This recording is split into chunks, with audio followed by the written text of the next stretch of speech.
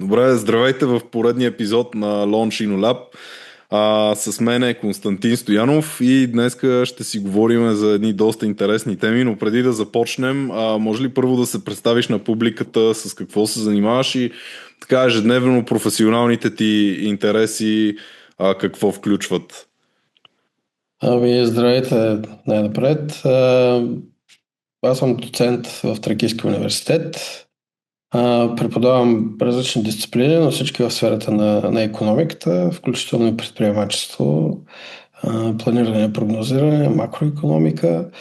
Но успоредно с академичната работа съм ангажиран и имам удоволствието да работя по различни интересни проекти, в които се срещаме бизнеса с академията и с неправителствения сектор, което всъщност е по-полезната част от работата ни и успяваме да въвлечем и студентите в целия процес, което е една добавена стойност, естествено много полезна не само за нас, а и за обществото като цяло.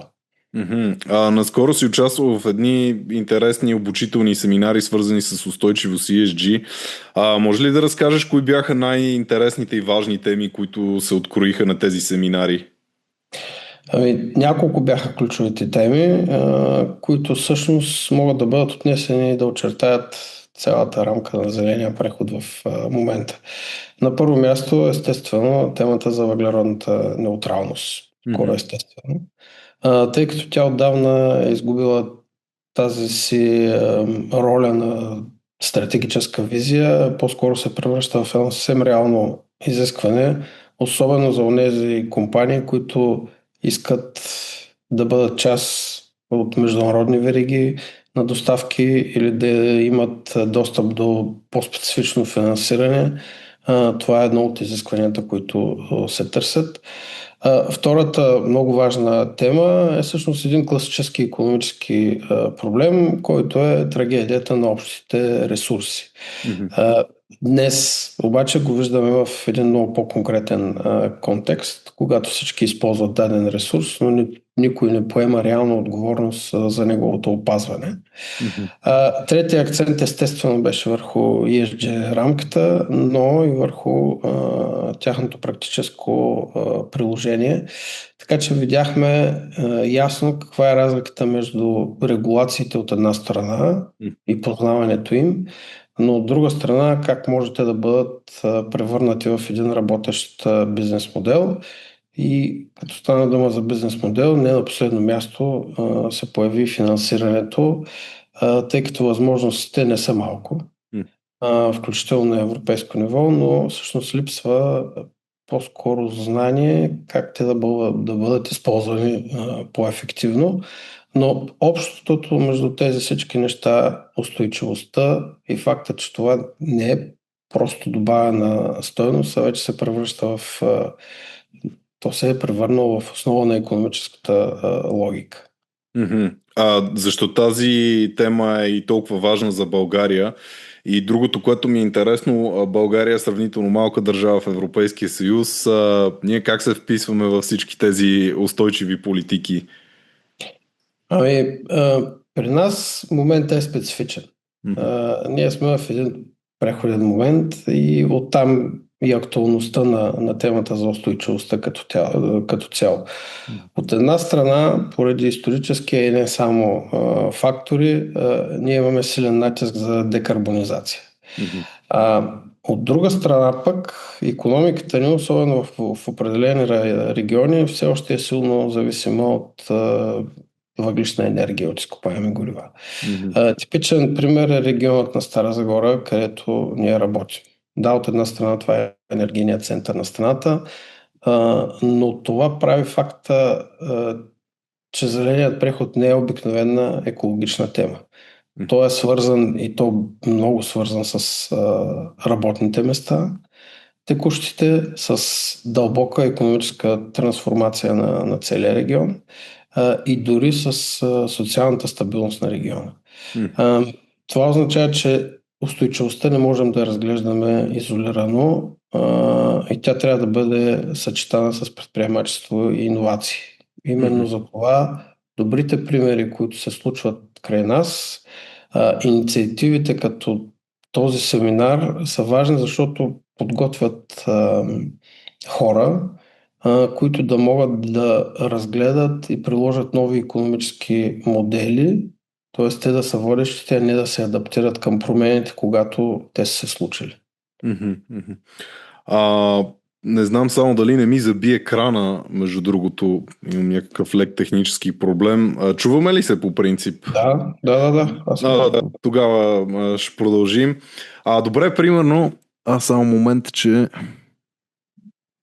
имам малко дали продължи рекординга. Да, всичко е окей.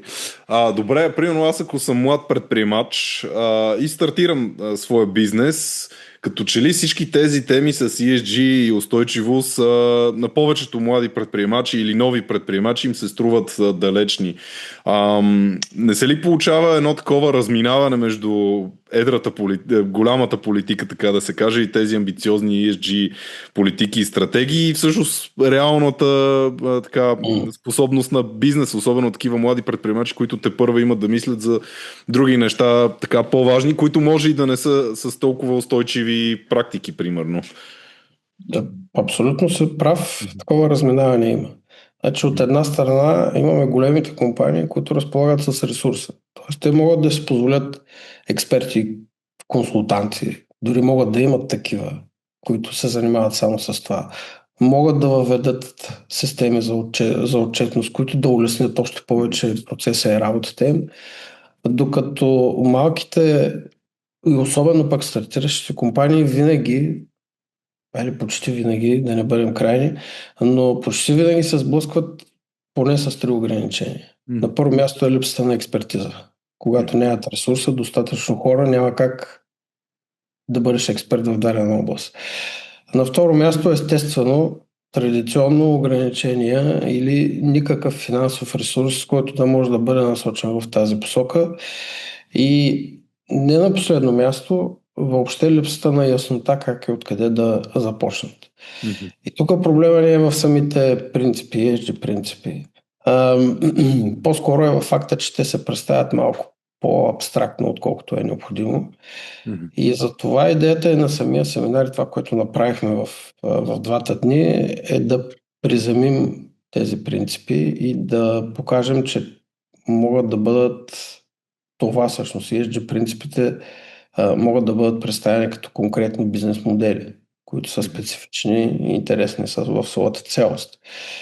Или пък да бъдат практически инструменти.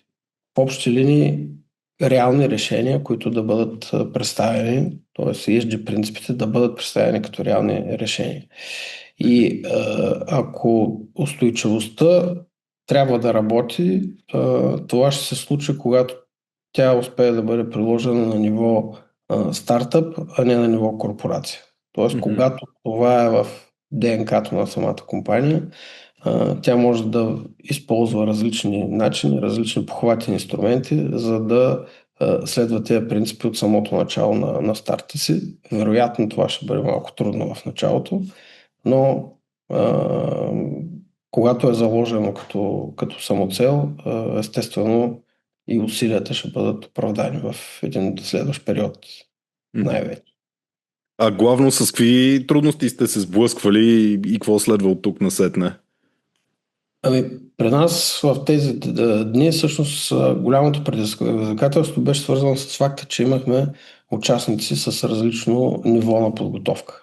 Мгм. Имахме студенти, които вече мислят предприемачески и стратегически. Някои от тях дори имат и някакви предприемачески инициативи, които са стартирали, работят и ги развиват. От друга страна имахме такива, които те първа се сблъскват с теми като ESG, въобще концепцията за кръгова економика. Мгм. Тоест този дисбаланс веднага открои няколко ключови дефицита. На първо място или най-силно се открои липсата на финансови и стратегически умения. След това дойде ниската осведоменост за регулаторната рамка като цяло, защото тя е специфична, изисква друга подготовка предварителна, за да може да бъде разбрана и освоена. И не на последно място как да бъдат измерени, как да бъде измерено въздействието. Ам, Плюсът и за нас всъщност е, че успяхме да изведем ценен извод и следващата ни стъпка е ясна. Тоест, подхождаме с по-практически обучения, особено в области като финансово планиране, ESG измерване, използване на дигитални инструменти, наред с изкуствения интелект, естествено. Но паралелно с това ще работим и върху развитието на най-добрите идеи, така че те да успеят да направят следващата стъпка, т.е. от концепции да тръгнат към, надяваме се, реални бизнеси в обозримо бъдеще. И как си представяте така успешния зелен предприемач в България след 5-10 години? За съжаление, динамичната среда, в която живеем, прави много трудно да си представим и да дадем такива дългосрочни прогнози, но въпреки това всичко ни насочва към това, че един успешен зелен предприемач трябва да бъде значително по-различен от днешния. Тоест, няма да е необходимо единствено да има добра идея. А, Трябва да имаме човек, който мисли системно и интегрира различни ключови елементи едновременно. Мгм. Тоест, на първо място имаме устойчивост. Тя е основата на бизнес модела, т.е. трябва да бъде вградена в него, а не да бъде добавена в последствие. На второ място, силен технологичен компонент, по-скоро така или иначе ще виждаме все повече използване на изкуствен интелект. Но тук говорим за обработването на данни, автоматизация, която да оптимизира използването на ресурсите, защото това ще позволи да се намали въздействието върху околната среда. Не толкова, че е самоцел използването на изкуствения интелект, но той помага в голяма част от действията, включително как ресурсите да бъдат максимално оползотворени и всъщност това в крайна сметка е една от основите на кръговата икономика като цяло. Мгм. И на трето, нали, в крайна Да. сметка този предприемач ще бъде много по-добре подготвен. Мгм. А, Има ентусиазъм, но липса на знание. Мгм. Това в бъдеще трябва да се трансформира в комбинация между икономическо мислене, грамотност технологична и устойчива визия. И всъщност това трябва да поведе реалния преход в България. Просто такива ще бъдат условията. И като финални думи исках да попитам какъв съвет бихте дали на някой млад човек, който се колеба изобщо с предприемачество ли да се занимава и защо е важно, когато пък избере предприемачество, така още от самото начало все пак да помисли за тия теми свързани с устойчивост и ESG. Зеленият преход сам по себе си, не знам дали трябва да го споменавам по този начин, но той прехода всъщност представлява една дълбока икономическа трансформация, което е нещо нормално и обществата постепенно в развитието се достигат до такъв момент.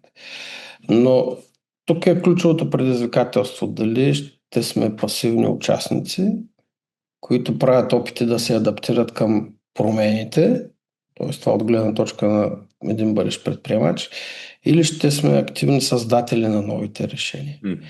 Това, което видяхме по време на семинара, е окуражаващо. Имаме интерес, видяхме някои конкретни идеи. Но всичко това ще се случи с трупането на знания, умения и практическа подкрепа. И инициативи като проекта Launch in Lab, но наред с него работата на университетите, на бизнеса също, трябва да създадат среда, в която тези идеи да могат да се превърнат в реални проекти. Защото в крайна сметка това нещо няма да се случи чрез политики. Това ще се случи, когато имаме предприемачи, които без значение дали са зелени или не, те правят това, което прави предприемача по принцип, а именно да вижда възможности и да предлага решения. Така че трупане на знания,